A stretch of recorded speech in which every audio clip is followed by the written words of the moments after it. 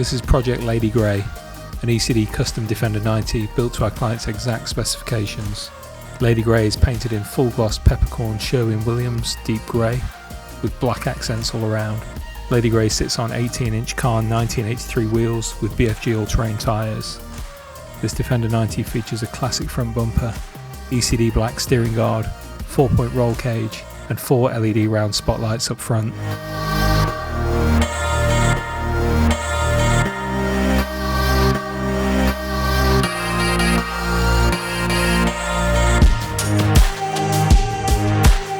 Inside, Lady Grey features a Momo Prototipo steering wheel with silver gauges, 2 Recaro Expert S front seats and 4 inward-facing jump seats in the load area. Each seat is finished in a horizontal stitch Garrett Torino titanium leather, stitched together in white. This D90 is powered by our 565 horsepower LS3 Plus engine with 6-speed automatic transmission.